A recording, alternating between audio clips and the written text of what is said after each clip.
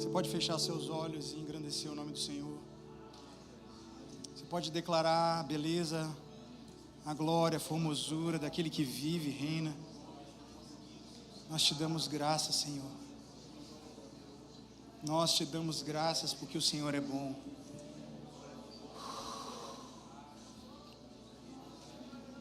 Nós te damos graças porque a sua misericórdia dura para sempre. Nós te damos graça porque até aqui o Senhor tem nos sustentado, porque o Senhor tem provido, o Senhor tem sido o nosso escudo, o Senhor é o nosso bom pastor e de nada sentimos falta, porque em tudo nós somos supridos por Ti, pela Sua presença. Na Sua presença há leite e mel, a fartura de alegria na Sua mesa. Nós te adoramos, Yahweh. O Senhor faz o solitário se sentir em família, em casa. O Senhor faz o contrito sair jubilante de alegria. O Senhor faz aquele que está na depressão sair cheio de vida, mais que abundante em Ti. Doce presença, doce presença, doce presença.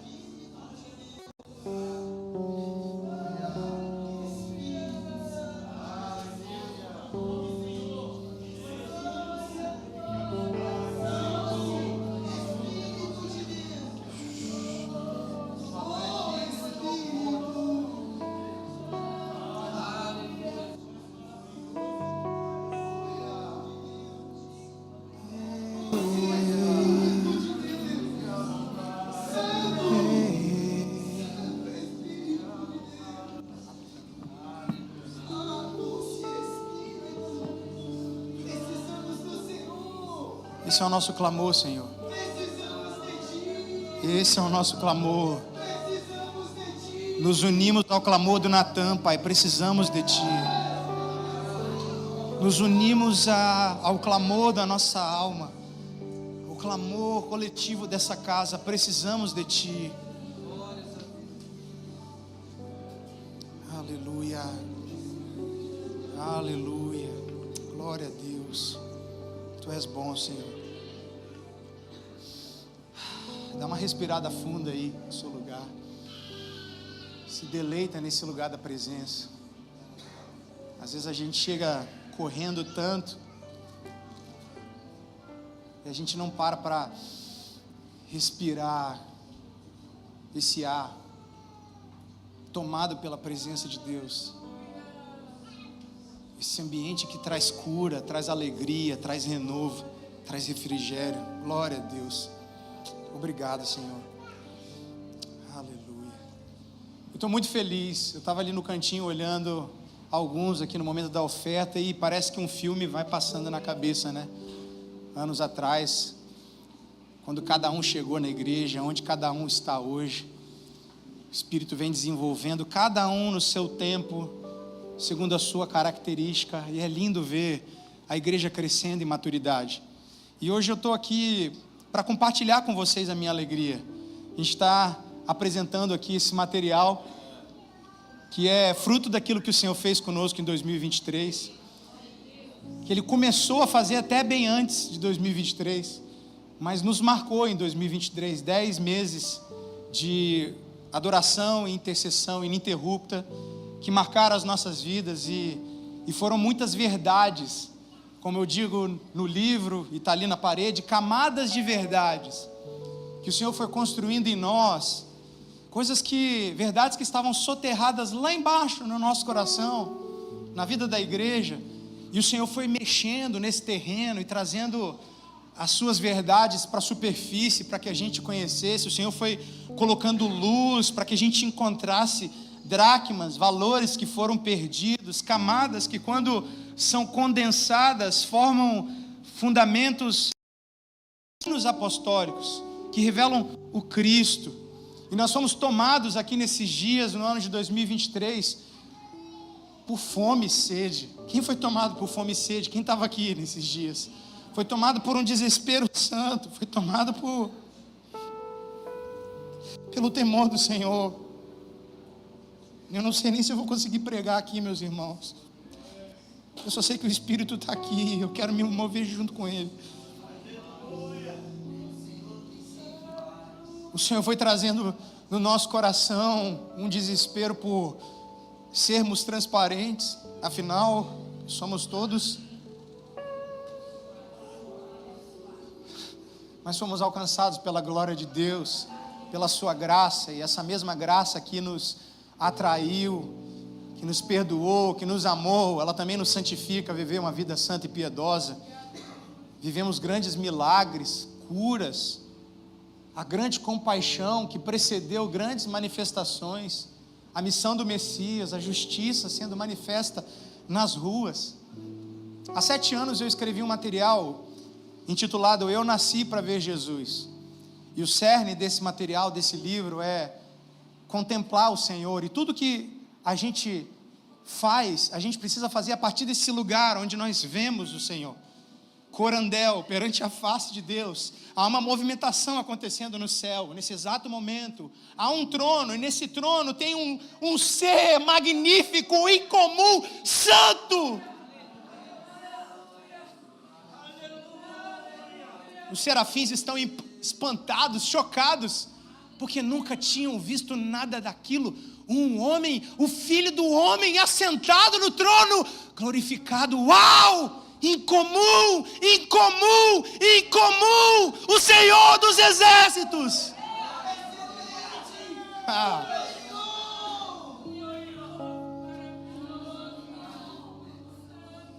E o Senhor foi desenvolvendo nas nossas vidas o prazer de ver o Senhor. Mas parece que em 2023, o Senhor, Ele de fato nos colocou para viver isso que nós ensinávamos e falávamos e degustávamos aqui em algumas pílulas. Mas além disso, além de buscar esse lugar, de perseverar nesse lugar de contemplação dia e noite, o Senhor nos esticou para além de ver Jesus, buscar caminhar como Cristo caminhou sobre a terra. Esse é o grande desafio, buscar andar nessa jornada da vida como Jesus caminhou, porque Ele tem toda a excelência, Ele é o modelo de vida, em caráter e em poder. E parece que nesses dias, em 2023, nós perseveramos e continuamos lutando por isso até agora. Afinal de contas, o nome do Senhor não vai ficar no túmulo. Não vai. Não. O nome do Senhor não vai ficar em 4 paredes. Esse nome revelado pela sua noiva gloriosa, ele vai ser proclamado entre as nações. Queira demônios ou não, Satanás, o encardido, não vai parar a igreja do Senhor. Não vai parar. E nós temos visto o nome do Senhor sendo exaltado aqui nesse lugar. Esse livro, embora tenha sido escrito por mim, ele é um testemunho coletivo. Ele é fruto de um altar coletivo. Se você folhear esse material, você vai ver diversos nomes, diversos testemunhos, e você vai ver, nós aqui, porque trata-se de foi construindo nas nossas vidas. Tem vários testemunhos de vocês que foram se desenvolvendo nesses dias, e eu fui captando essas informações, fui escrevendo da minha forma, segundo a minha visão, confirmando aqui, foi isso mesmo que aconteceu, e a gente colocou isso tudo nesse material. E aqui você vai ver o pacto de santidade que está ali na parede. Agora você vai ter o pacto de santidade que foi feito aqui na madrugada de uma das noites de confissão de pecado. A gente reuniu aqui vários pontos que foram colocados ali na parede para a gente sempre se lembrar aquilo que a gente se comprometeu. Nesse material você vai ver pinturas do nosso amigo pintor profético Nath. E eu quero agradecer a vida do Natan. Cadê o Natan? Está aqui, olha aqui da minha frente, lindo, maravilhoso. Se você for ver, cada capítulo aqui tem uma pintura profética. Você vai folhear e você vai ter aqui aquela parede, aquele mural no seu livro. Eu quero honrar a vida do Natan por ter feito isso junto comigo, ter me ajudado a colocar essas pinturas aqui, outros amigos. Eu quero agradecer a vida do meu irmão que fez a capa, tantos que cooperaram. Ficou lindo demais, não ficou, meu irmão? Ficou lindo demais. E eu, sinceramente, eu cheguei aqui, eu falei, eu não quero celebrar um livro, quero celebrar o centro desse livro, que é Cristo. Eu quero celebrar a presença. Eu quero de novo esse lugar gostoso de deleite na presença do Senhor. É isso que eu quero celebrar nesse momento. E todas as experiências, toda a teologia, todos os fundamentos aqui condensados formam genuínos fundamentos apostólicos, não para te passar ou passar para as pessoas que vão ler mais informações. A gente não quer colocar e transmitir conteúdo, a gente quer transmitir um anseio, fome, desespero, paixão, fogo, lágrimas. E eu tentei desde 2023 escrever esse material. Desde o final, quando a gente mudou a dinâmica, finalzinho de 23, eu comecei a tentar escrever, 24 tentei escrever, eu não passava da terceira linha, nem a escaleta eu conseguia, não conseguia. E eu lembro que um irmão aqui, um profeta do sul, que veio aqui, ele falou assim: olha, eu vejo você escrevendo um material, vai ter o frescor da presença de Deus, com fundamentos apostólicos genuínos. E eu, desde 2023, com esse sonho guardado no meu coração, e foi em novembro do ano passado, eu estava indo buscar a Maria na escola, e eu recebo uma mensagem do Juliano: e aí, já escreveu o livro? Eu falei: ainda nem comecei. E ele falou assim: não tarde, é tempo, tem que ser agora. E eu lembro que eu sentei na cadeira ali no escritório, e parece que o Espírito Santo me conduziu a lembrar de coisas que eu nem lembrava mais. Sabe, eu me senti conduzido, inspirado pelo Espírito a transmitir e colocar aqueles ensinamentos que a gente foi aprendendo na dinâmica, as experiências de maneira ordenada. E quando eu fui passar, você vai ver aqui que tem o Mike Shea e o Fábio Coelho, participaram aqui do prefácio. O Mike fez um prefácio, e quando ele estava lendo, ele só me mandava lágrimas, porque ele viveu boa parte desses dias aqui conosco, e ele me ligou, ele falou assim: enquanto eu li esse material, parece que eu via o Espírito Santo guiando, conduzindo a escrita, cada detalhe, porque isso vai se tornar um testemunho na nação. E ele disse algo para mim que me marcou. Ele falou: quando eu escrevi o prefácio, um zelo, um temor veio sobre o meu coração, e eu senti o mesmo temor que eu senti há 20 anos, 15 anos atrás, quando escrevi o Cordeiro de Deus, o livro do Mike. E eu estou escrevendo isso com muito zelo e com lágrimas, porque eu sei que isso é obra do Espírito. Irmãos, eu não teria essa capacidade de escrever isso se não fosse a ação do Espírito Santo de Deus. E eu estou aqui para transmitir, sabe, com alegria. A gente está aqui com Russo e Aline, que participaram desse momento conosco, agora estão morando aqui, gente. Olha só que alegria. Para mim é assim maravilhoso. Tantos que viveram esses dias estão aqui sorrindo, firmes, e mais irmãos chegaram para fortalecer essa convicção, essa coragem, cheios de Espírito, para levantarmos essa adoração ao Senhor. Aleluia, aleluia. E entre tantas mensagens, tantas coisas que a gente poderíamos falar desse livro, que estão aqui, eu vou reservar isso daqui para a sua leitura. Eu não vou falar nenhuma mensagem que está aqui, nenhuma experiência que está aqui. Eu vou deixar que você tenha a experiência de leitura. Você vai se lembrar de algumas experiências que você viveu aqui, de ensinamentos, e que isso te encoraje. E hoje eu quero dar continuidade à mensagem que meu irmão ministrou no domingo passado, lembrando de algumas coisas sim que passamos em 23. Queria continuar. Abre 2 Coríntios capítulo 7, versículo 8, na versão King James. A gente vai projetar aqui, King James atualizada. 2 Coríntios capítulo 7. Se você quiser abrir na sua Bíblia, compare a sua versão. Aleluia. Temos aqui um endosso também do meu pai, pastor Dani, do meu irmão, e vários testemunhos aqui de pessoas que estão ou no meio do livro ou estão no final do livro. Eu quero agradecer a cada um aqui que cooperou com isso. 2 Coríntios capítulo 7 diz assim, versículo 8. 2 Coríntios capítulo 7, verso 8. A palavra de Deus diz assim: porquanto, mesmo que eu tenha entristecido com a minha carta, não me arrependo. De fato, a princípio me arrependi, pois percebi que aquelas palavras vos entristeceram, ainda que por pouco tempo. Paulo está dizendo aqui que ele escreveu uma carta repreendendo duramente a igreja de Corinto, os irmãos na cidade de Corinto, e isso causou uma grande contrição no coração daquele povo. Você já ficou triste alguma vez, com o coração pesado, quando a gente falou alguma palavra que foi dura? Diga sim. Sim, eu sei, não precisa mentir para mim, eu sei muito bem. Teólogos dizem que essa carta que Paulo escreveu, que ele está citando, essa carta era uma carta que ficava entre 1 Coríntios e 2 Coríntios, que se perdeu ao longo do tempo e não entrou no cânon. Uma carta que ficou conhecida como carta severa ou carta das lágrimas, porque foi escrita debaixo de lágrimas pelo coração do apóstolo Paulo em ver a situação daquela cidade, daqueles irmãos, mas também foi recebida com muita contrição, com muito choro, com muito sofrimento, com muita dor. Era uma palavra tão dura, tão difícil de se ouvir, porque Paulo estava exortando aqueles irmãos de uma maneira muito mais enfática que ele exortou a primeira carta.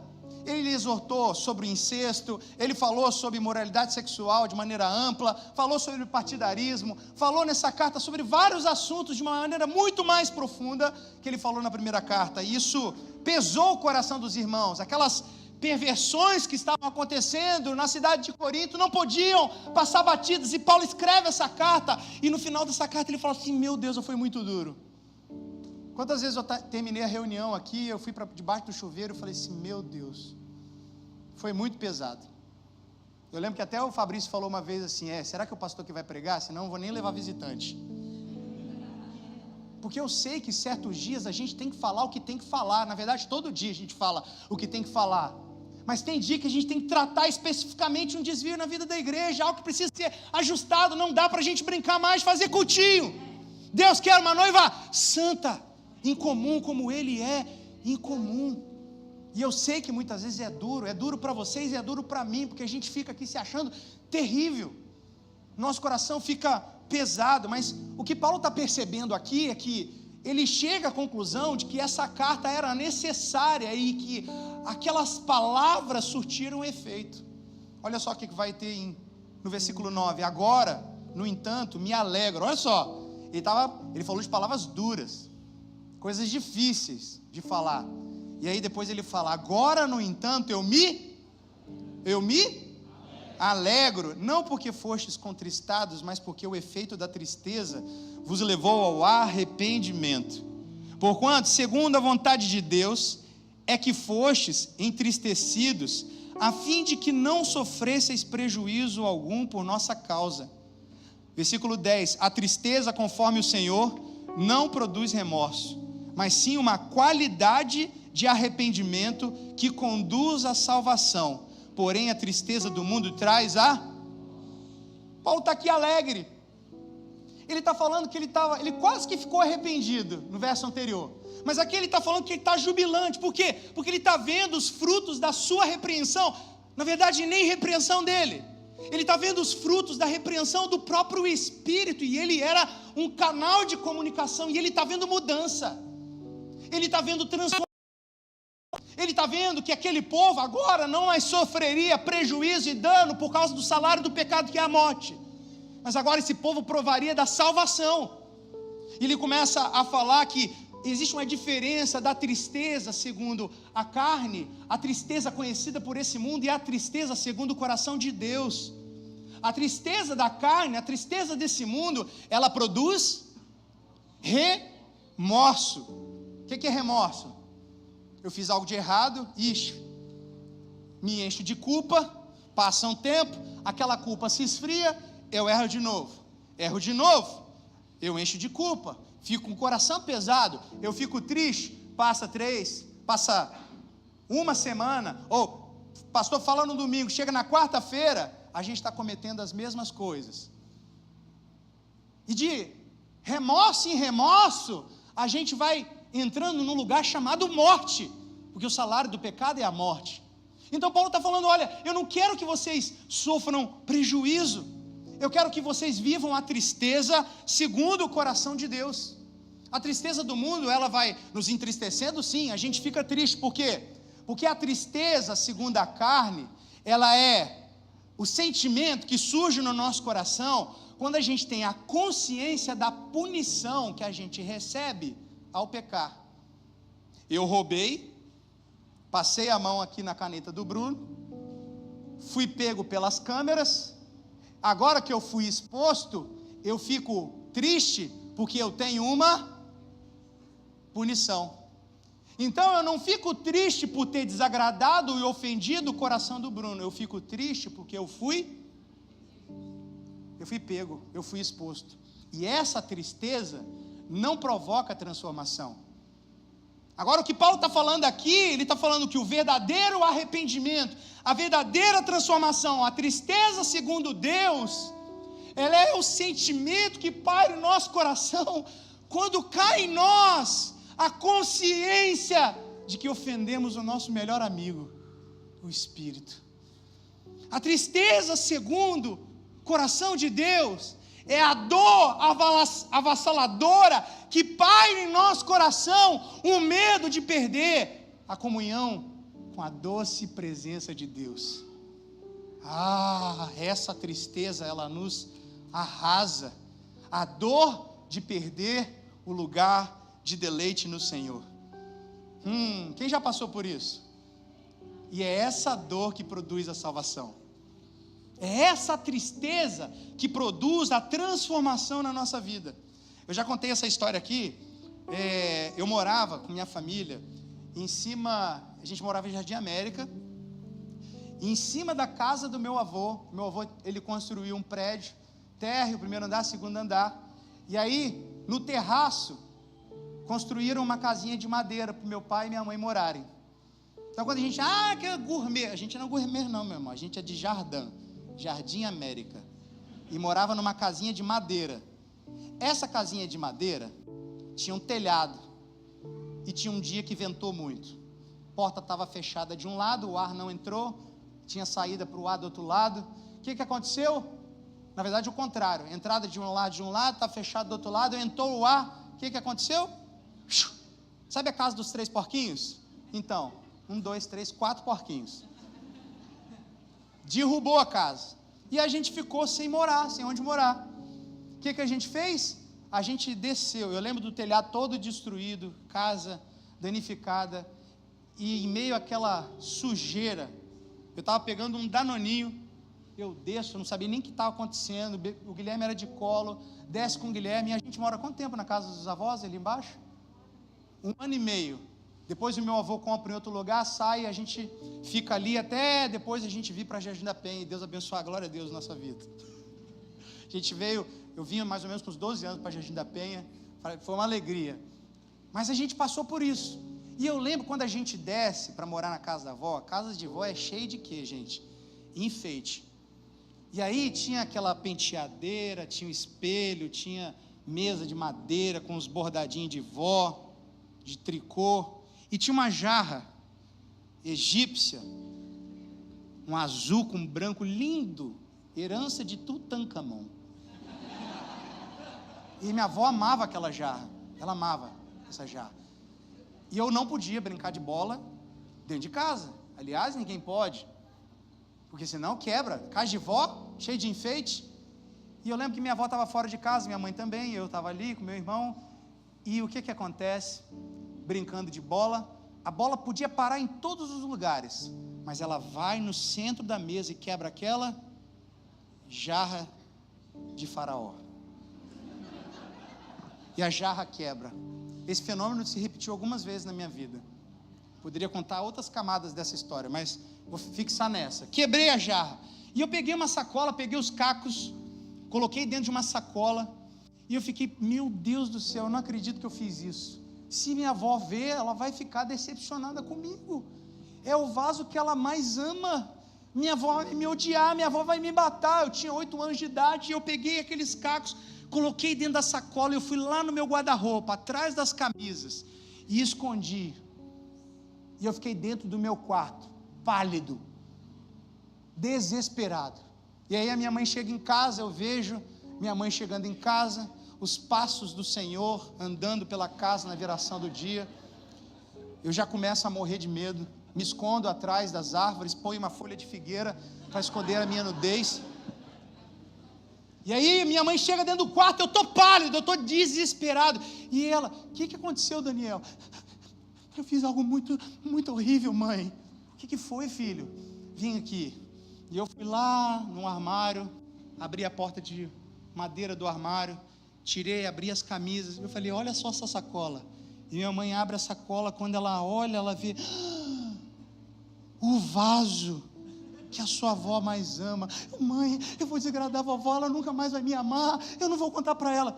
Ô filho, não faz isso, a sua avó te ama tanto, conta para ela, não esconde dela não. E minha avó estava em casa, eu vi o rosto dela rindo, ela alegre, ela não tinha percebido ainda que tinha perdido o vaso. Eu falei, conta ou não conto? E ali eu decido correr, pego o saquinho e vou lá, vó, eu fiz algo de errado, vó, eu fiz algo, a senhora vai me odiar, sabe o que eu fiz? Eu quebrei o seu vaso de Tutankhamon.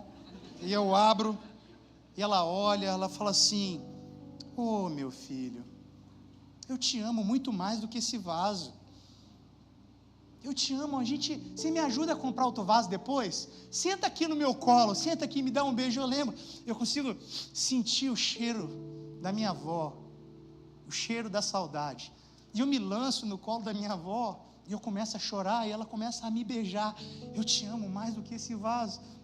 Sabe, é essa tristeza que gera transformação na nossa vida, quando a gente entende, a gente não é diferente desse vaso. Sabe, muitas vezes a gente está quebrado e a gente quer esconder que a gente está quebrado. A gente quer esconder os nossos pecados dentro de uma sacola. A gente abre o guarda-roupa da nossa vida lá no fundo e quer esconder os nossos delitos. Nos odiar.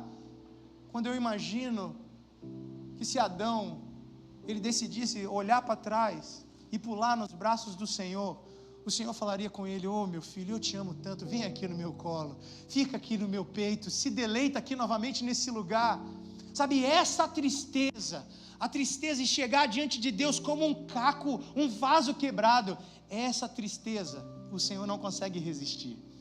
Esse quebrantamento, essa contrição, essa que gera transformação no nosso interior. Aleluia.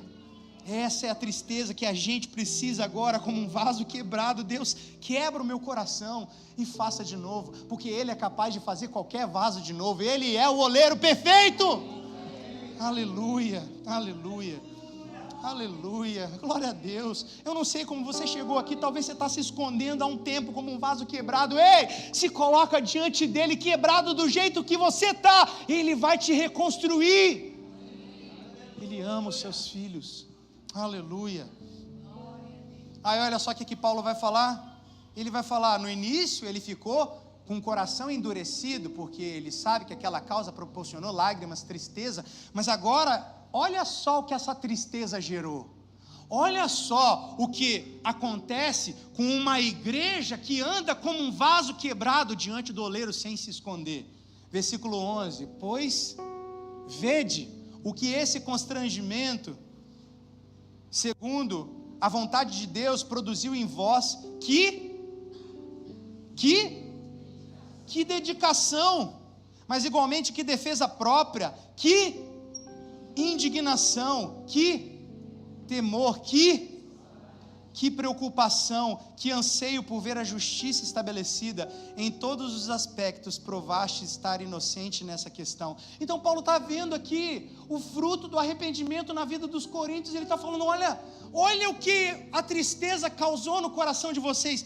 Que dedicação, diga comigo, dedicação. O que é dedicação? Dedicação é zelo, é comprometimento com as coisas de Deus. Gente, a gente está tão feliz. Pausa. Eu estou muito feliz porque parece que está tudo acontecendo ao mesmo tempo aqui nesse lugar. É livro sendo lançado, é podcast que está saindo agora no mês de maio. A gente gravou 5, 6 episódios e todos a gente terminou em lágrimas. Lágrimas. Todos, a gente terminou essa semana, Rússia e eu, em lágrimas, com meu irmão todos em lágrimas, chorando, porque a gente não quer transmitir conteúdo, a gente quer transmitir paixão, fome, desejo pela presença do Senhor. E aí a gente está passando aqui nessa rua, o Espírito fala, é tempo de fazer reforma nas casas que foram marcadas. E o Senhor mostra essa casa aqui. Chego para o Russo, O russo não pensa 2 segundos. Bora, vamos. Aí o russo já está querendo fazer no final de semana que vem um lava-jato aqui. Eu falei, essa cabeça de TDAH que tem 30 mil ideias por segundo. Calma, espera, nós vamos. E aí a gente já mobiliza, pastor Vini, todo mundo mobiliza os homens, coloca num grupo, Felipe, todo mundo e a gente mobiliza aqui 12, era 12, se tornou 15, depois 30. Ontem tinha homem, hoje tinha homem espalhado de tudo quanto é lugar, churrasco aqui na igreja. Fagner veio, montou churrasco, pastor, eu vou montar um churrasco aqui para abençoar os obreiros. Nosso nome, Reformários. Colocar uma roupinha cinza ali, Reformários. E aí gente subindo, pintando, trocando elétrica, ainda não acabou não, está acabando, está quase. E aí a gente conversa com a dona Hilda, ela fala assim, eu estou admirada, a dona Hilda é a mãe do pastor Eduardo, que ficou um tempo ali, eu estou me sentindo nos dias apostólicos, é como se Jesus estivesse pisando aqui, ela falou isso, e aí uau, a gente orou com ela, falei, me conta a história dessa casa. Essa casa aqui é uma das primeiras casas desse bairro, uma casa que foi feita pela prefeitura, porque era tudo mangue, e eles moravam debaixo de uma rede de alta tensão, não tinha nada, e a prefeitura vai e monta essas casinhas, e essa daqui foi uma das primeiras, e todo mundo queria tomar essa casa. Aí ela falou hoje algo que eu fiquei escandalizado, porque quando a gente estava aqui na reforma, quando eu estava vendo os meninos, eu senti no espírito de falar o seguinte, trata com carinho, porque eu sinto que a gente vai ter mais interação com essa casa do que a gente imagina. Eu senti, falei isso com o Russo, falei isso com o pastor. E aí a mulher, ela fala o seguinte, pastor, essa casa aqui, ela recebeu missionários atrás de missionários, há 30 anos atrás, 20 anos atrás, vindo de Goiânia, vindo de todos os lugares, a cidade, o bairro aqui conhece essa casa como casa de missionários, é por isso que toda hora vem macumbeiro, feiticeiro aqui, porque eles querem derrubar e tomar esse lugar, mas não vai tomar não, esse lugar é do Senhor. Se vocês quiserem vir orar aqui, se vocês quiserem trazer missionários para dormir aqui, aqui vai ter lugar para vocês, aleluia! Aqui de alegria, meu irmão, porque o Espírito está falando, e quando eu olhei esses cabras em cima lá, eu estou com problema nas costas, o máximo que eu fiz foi carregar um trem, já quase morri depois, mas Deus trouxe caras aqui excepcionais, o Rafa, Juraci, eu não vou citar que são mais de 15, 20, sabe, pessoas que investiram aqui nesse lugar, não vou citar porque eles não querem que cite o nome, mas investiram com grana, com dinheiro, assim, orando, intercedendo, as mulheres que estão aqui limpando, lavando, a igreja inteira, e a cidade passando, o que é isso? É do governo? Não, é da igreja. Uau, é isso mesmo, isso que é. Eu falei, a gente está tentando andar como Jesus, o nome do Senhor não vai ficar no túmulo, isso aqui é o primeiro de muitos. E eu sei que o Senhor deu valentes para essa casa, homens e mulheres que não olham para trás. Por isso Paulo está dizendo, que dedicação, porque na obra do Senhor não tem espaço para olhar para trás depois que você colocou a mão no arado, não, é responsabilidade. Deus deu uma coisa para fazer, faça com dedicação, seja lavar banheiro, seja estar ali no som, chega no horário, chega antes, seja abençoar as pessoas, seja empacotar tudo isso que a gente está trazendo ali de donativo, é para as famílias desse bairro, para abençoar as famílias que precisam aqui e também fora. Nós não vamos ficar dentro de 4 paredes brincando de fazer cultinho, a igreja é Jesus andando nas ruas, e aonde ele estaria? Perambulando por essas ruas, proclamando as boas novas do Evangelho. Aleluia. Então ele fala que dedicação, mas depois ele fala o quê? Ele fala que indignação. Ele não está falando que indignação que a Aline está tendo com a Delma, porque a Delma fez uma fofoca com ela. Não, a Aline está indignada por causa do pecado que ela cometeu. Ela está indignada por causa das obras da carne, das tentações que ainda tentam derrubá-la. Essa indignação não é uma ofensa, não é uma ira, é indignação com o pecado, é indignação com a carne. É dizer, não, eu não acredito que eu estou voltando a querer comer mel de leões que já estão mortos, que o Senhor me ajudou a matar. Não vou voltar. Ei, Daniel, acorda. Igor acorda, Aline, cada um acordando indignado. Nós não podemos voltar à lama, porque foi de lá que nós saímos. Quem está comigo? Que indignação. Sabe o que é indignação? É um sentimento que busca viver em santidade, porque sabe que se ofendermos a santidade, estamos ofendendo o nosso amigo Espírito Santo, estamos ofendendo o Pai, estamos ofendendo o Filho. Depois ele fala que, depois de indignação, que temor. Foi a mensagem do pastor Gui na semana passada, e a gente fala exaustivamente aqui nesse livro, o temor do Senhor. Quantos querem o Senhor aqui nesse lugar?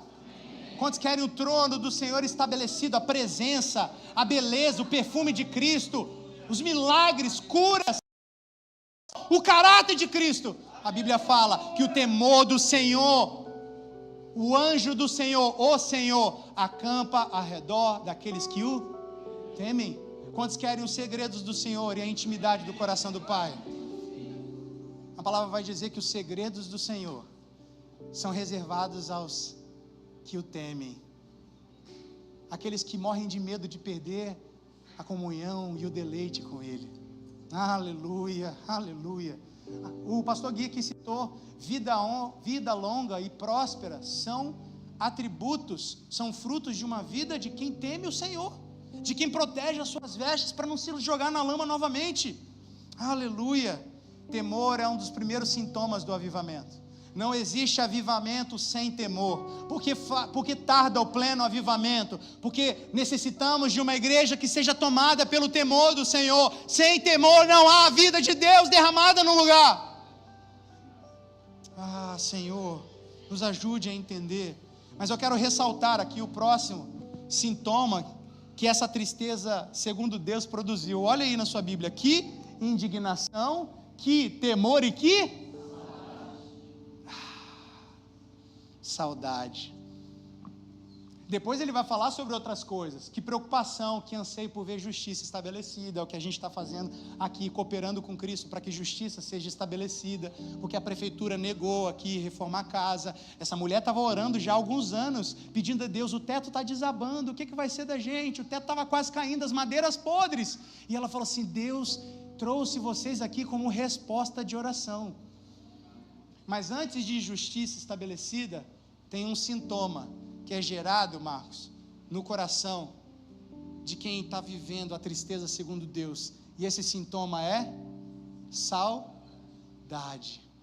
E é nisso que eu quero focar aqui. O que é a saudade? Quem está comigo? Quem tem saudade do Senhor aqui? Quem tem saudade dos céus? Meu avô, 90 anos, ele falava assim, que saudade dos céus. Uma saudade pela eternidade. A saudade, ela é um sentimento que surge no nosso coração, preste atenção, quando a gente tem a plena consciência de que a gente provou de algo antes, maravilhoso, e não estamos provando mais pela nossa atual condição. Quando a gente percebe que já provou algo maravilhoso no passado e perdeu hoje pela nossa atual condição, o que paira no nosso coração é saudade. E a saudade muitas vezes produz dor. Produz ou não produz? Produz um peso no coração que muitas vezes é confundido com depressão. Já passou por isso? Quantas vezes, meu irmão, meu coração estava abatido, uma sensação, eu achando que era alguma depressão. Será que eu estou entrando em depressão? Mas eu não estava com uma dor no meu coração porque alguém me ofendeu. Eu não estava com uma dor no meu coração porque está alguém me perseguindo, porque tem alguma coisa acontecendo no cenário externo. Não! Um peso no coração por perceber que falta o deleite novamente no nosso coração, que falta o lugar de descanso nele, de prazer no Senhor. Quantos já sentiram isso aqui? E muitas vezes você acha que perdeu Deus, na verdade, porque Mateus 28 fala, eis que estou convosco todos os dias até a consumação dos séculos. Ele está dizendo, eu não te abandono. Mas sabe o que nós perdemos? Perdemos o prazer, perdemos as lágrimas, perdemos a paixão. Eu lembro quando eu Sempre falo de saudade, de Cantares capítulo 5, Sulamita e Salomão, o símbolo de Cristo com a igreja. Salomão, ele tem que viajar por um tempo, ele fica ausente, e ele deixa a Sulamita em casa, e quando ele volta, aquela mulher, ela está dentro do quarto, numa cama, e ele chega na maçaneta da porta, já com cheiro de mirra, e ela percebe o cheiro de mirra. Uma igreja que já sentiu o cheiro de mirra não consegue nada menos, nada mais do que a presença de Deus. Ela não quer outra coisa a não ser o Senhor. E teve gente aqui que sentiu o cheiro de mirra. Mirra é quando o noivo está chegando na maçaneta da porta. E quando o noivo está chegando na maçaneta da porta, ele bate, ele fala: noiva minha, pomba minha, Tainá, me ouve, Tainá. Ei, Diego, eu estou querendo falar com você. Ei, Esther, vem cá, pomba minha, noiva minha. Eu quero manifestar os meus segredos para o seu coração, Igor. Mas aquela noiva está deitada numa cama, e a palavra diz: eu dormia e o meu coração velava. Aquela mulher estava dormindo, e ela fala: eu já tirei a minha túnica, como tornarei a vestir? Eu já lavei os meus pés, ó Deus, como que eu vou tornar a sujar? A gente está toda hora ouvindo um alerta de Deus, um convite de Deus, mas a gente fica medindo as consequências. A gente fica medindo: será que eu dou um passo a mais? Será que eu desço um pouco a mais na renúncia? Não, a gente se enche de justificativa e a gente dorme, a gente se distrai. O que é essa noiva dormindo numa cama? É a realidade de cada um de nós, homens vulneráveis, frágeis na nossa humanidade. Muitas vezes a gente lê Mateus capítulo 25, que fala das virgens, e a gente fala lá: olha essas 5 virgens que dormiram. Você sabe quantas dormiram? As 10 dormiram. Sabe por quê? Porque todos nós vamos dormir uma hora ou outra na nossa vida. Faz parte da natureza humana caída, distrair, dormir. Às vezes a gente se cansa, a gente fica exausto, é tanta prova, é tanta luta, é tanta tribulação, é tanta perda, é tanta notícia ruim, é tanto boleto que eu não consigo pagar, é tanta perseguição, atritos, conflitos, sentimentos internos, que a gente dorme, a gente se distrai, a gente entra numa letargia, e isso faz com que a gente fique lento em corresponder a voz do Espírito quando Ele fala para nós, quando Ele transmite um desejo do coração dele: Marquinhos, eu tenho algo para te falar, mas você está tão letárgico, que você fica lento em corresponder. E quando essa noiva, ela se levanta, ainda que de forma lenta, e ela abre a porta de casa, o amado não está mais, e ela sai, ela cai nas mãos dos guardas, e ela é espancada. Porque uma igreja que abandona a intimidade com Deus, ela cai no sofrimento da vida. Uma igreja que abandona, não é que a gente vai deixar de sofrer quando a gente está com Ele, não. Mas quando a gente abandona a intimidade com Deus, o nosso sofrimento nunca mais tem fim. A nossa tribulação não é leve nem momentânea, porque paramos de ouvir as palavras do Senhor, que são vida, fôlego, consolo e esperança para o nosso coração. Quem está comigo? Você está comigo? Mas quando ela vê algumas mulheres, as suas amigas, ela diz: ó filhas de Jerusalém, se virem o meu amado, digam para ele que eu estou enferma de amor. Eu estou morrendo de saudade. Sabe o que falta na Juntos por Ti nesses dias? Tem muito trabalho, tem muita justiça, tem muita coisa sendo feita, mas o que falta é estarmos enfermos de amor novamente.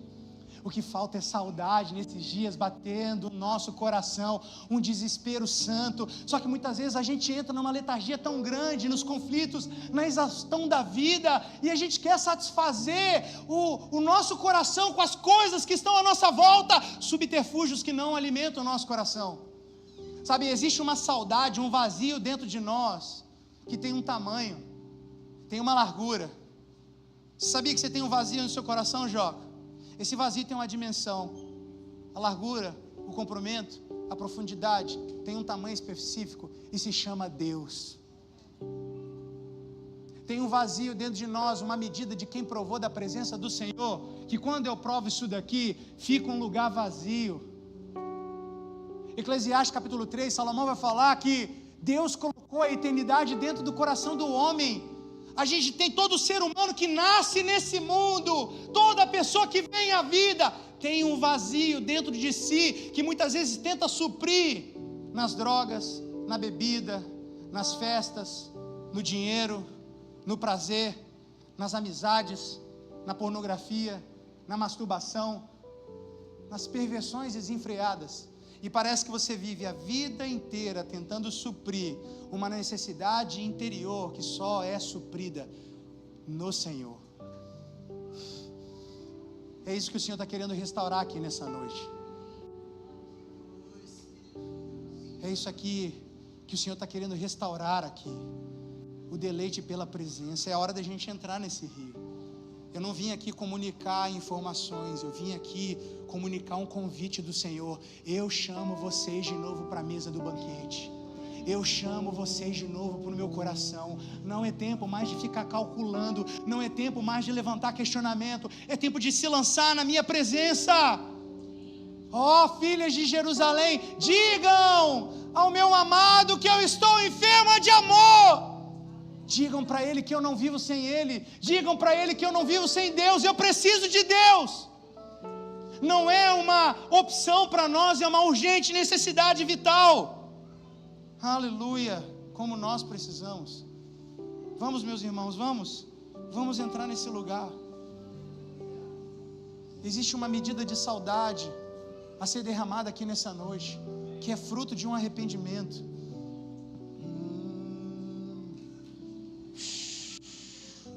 Espírito de Deus, Espírito de Deus,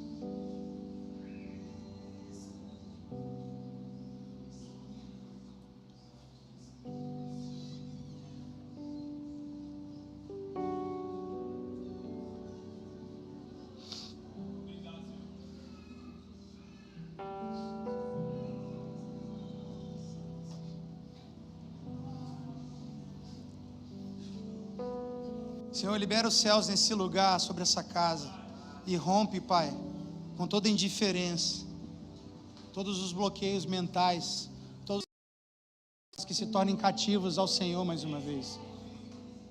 Toda a culpa e todo o remorso seja substituído por uma verdadeira transformação, uma compreensão clara do que as nossas ações cometem no seu coração. Nós queremos, Senhor, viver diante dos seus pés. Portanto, estenda as suas tendas sobre nós, estenda a sua tenda da comunhão sobre a nossa casa, sobre as nossas vidas. Faz outra vez. Não dá, a gente tenta substituir a presença de Deus por comida, a gente tenta suprir a presença de Deus em jogos e distrações, mas não dá para substituir o insubstituível Yahweh.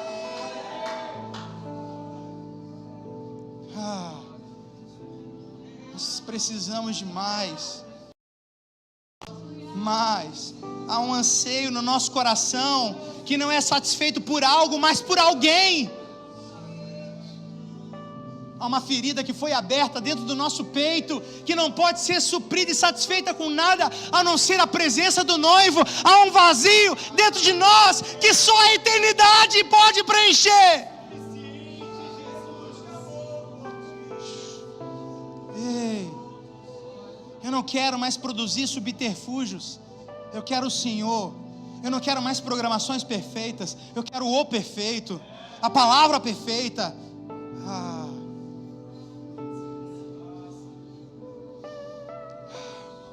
São dias de voltar à comunhão. São dias de quebrar o orgulho e, com aquele caco, vaso quebrado, nos colocarmos diante do oleiro.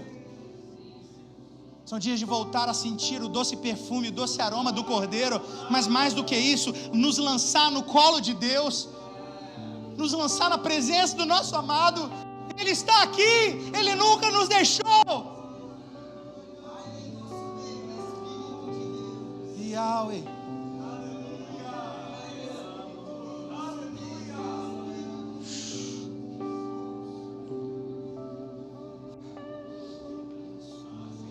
saudade.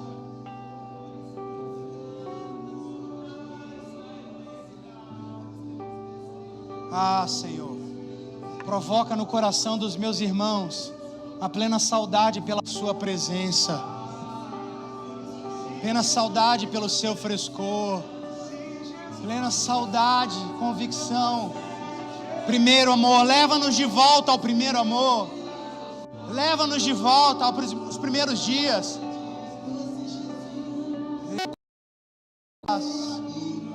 Ei, ei, ei, ei, oromanalacei.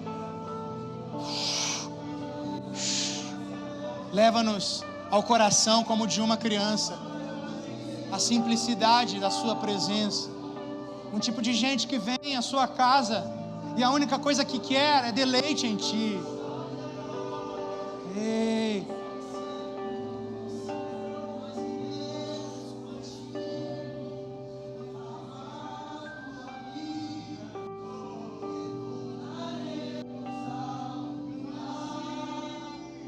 Qual pertencemos e nós iremos contigo, amado amigo, e tornaremos ao lugar. Ei, nós iremos contigo, amado amigo, e tornaremos ao lugar a qual pertencemos. Se nós iremos,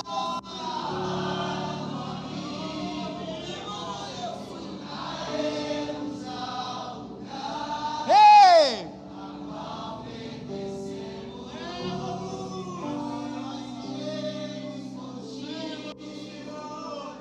amado amigo, e tornaremos ao lugar a qual leva-nos.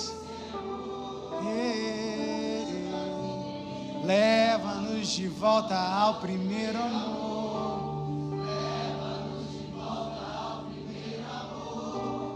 Leva-nos de volta ao primeiro amor. Leva-nos, leva-nos, Senhor. Leva-nos de volta ao primeiro amor. Leva-nos de volta ao primeiro amor. Leva-nos de volta ao primeiro amor. Nós iremos contigo, amado amigo.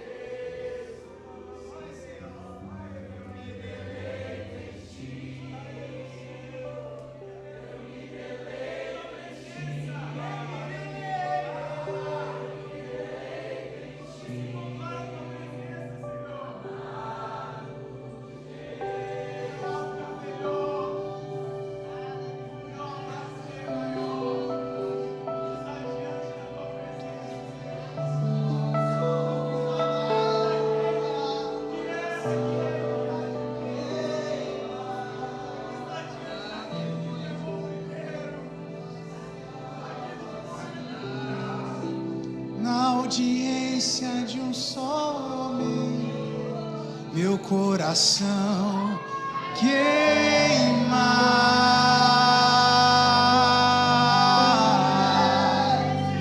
numa sala vazia, na audiência de um só homem, meu coração queimar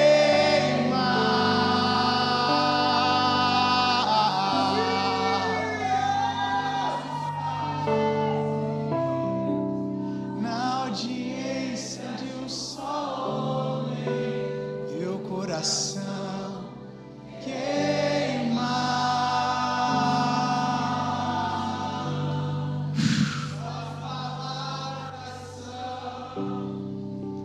Como espada em meu peito, causando uma ferida de amor. São dias de retorno.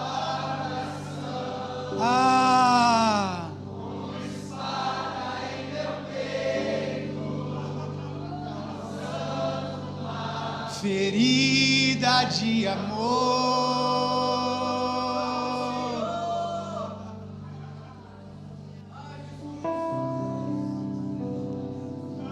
Essa semana, que saudade. Desde o ano passado que eu não uso um perfume. A última vez que eu tinha usado esse perfume foi em Portugal. Quando eu cheguei aqui da viagem, eu passei a usar outro perfume. E aí essa semana, eu não vi que ainda tinha esse perfume que eu passei em Portugal. E eu borrifei e saí. Na hora que eu saio, a Maria: uau, papai! Esse perfume eu conheço. Esse perfume é de Portugal. Que saudade. Papai, me leva para lá de volta. Você está sentindo?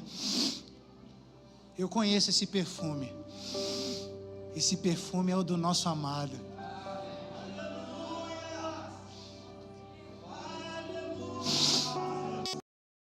De papai. Pai, me leva de volta para esse lugar. A gente não está pedindo para levar para a dinâmica 24/7. A gente não está pedindo para levar para uma outra mobilização. É tempo da gente pedir: papai, me leva de volta para o seu coração. Me leva de volta para esse lugar de deleite, papai, porque foi tão bom. A verdade é que o ser humano não foi chamado para viver fora de deleite. A gente foi plantado num jardim. E a saudade é a consequência de estarmos fora do jardim. Enquanto sentimos o perfume do jardim, a gente se lembra daquele que passeava na viração do dia e surge um clamor: papai, me leva de volta ao primeiro amor.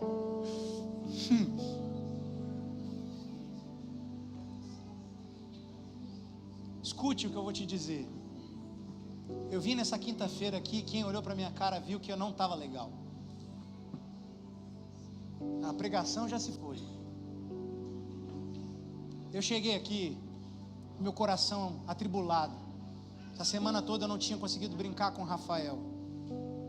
A gente gravou podcast aqui até tarde, na quarta.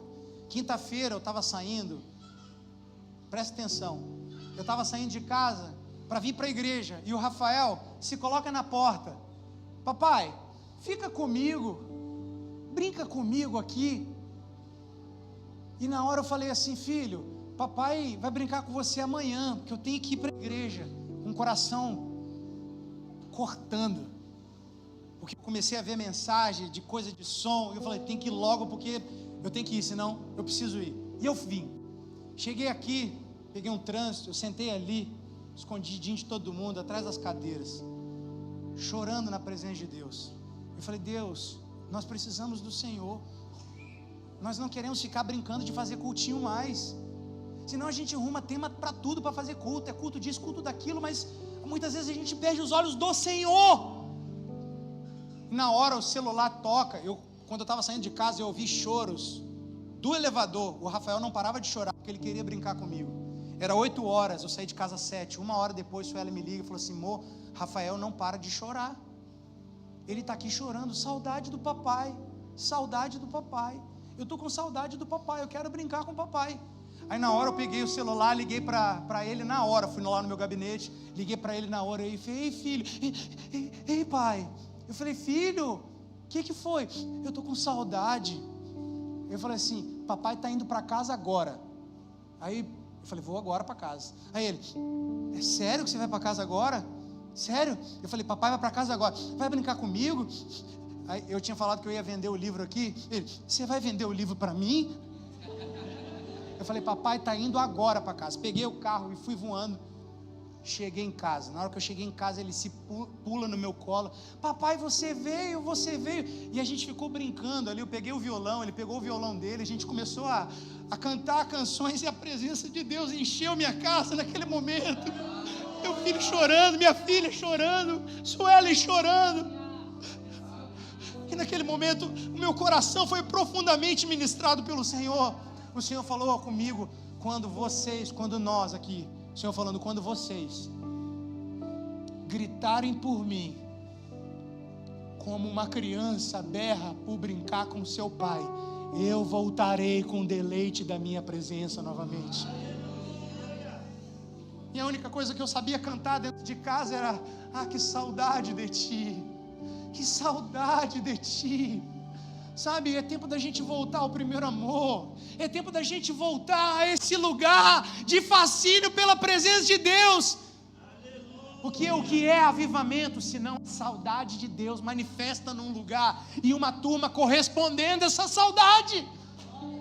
Não fomos nós que sentimos saudade de Deus, Ele primeiro sentiu saudade de uma habitação. Ele nos quer mais do que todas as coisas. Então é hora da gente clamar: leva-nos de volta ao primeiro amor. Leva-nos de volta ao primeiro amor.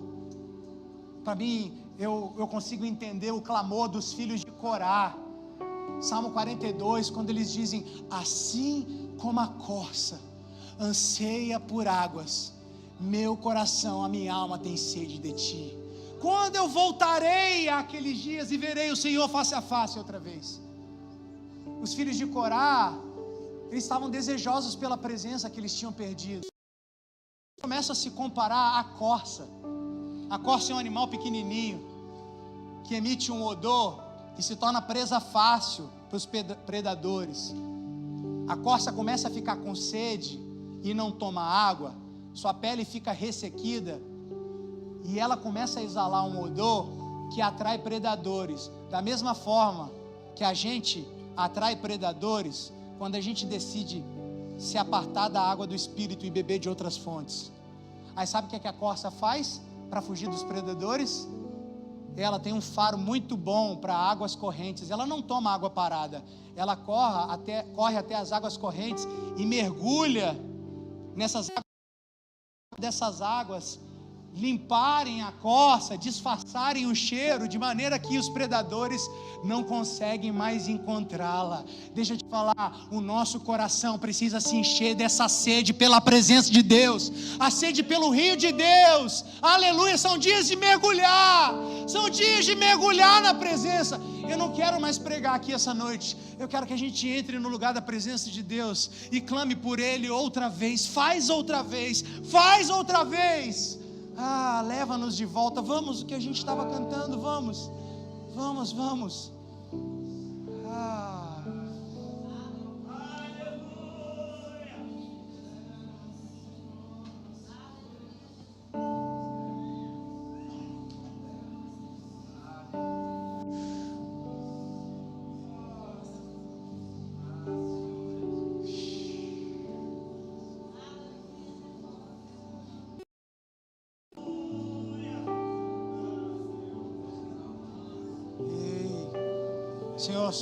Senhor é dono de tudo.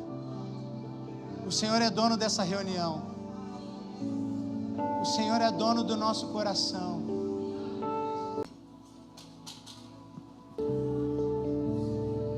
Ei. Sabe, eu não sei o que a gente vai fazer daqui a pouco. Eu só sei que se você estiver com fome, sai do seu lugar, se joga aqui na presença de Deus. Se você está com fome e não está satisfeito mais com essa vida que você está levando, de altos e baixos, sai do seu lugar agora e se lança aqui na presença do Senhor aqui na frente. Nós queremos mais, nós queremos mais. Nós não nos conformamos em viver o que provamos até aqui. Nós queremos mais.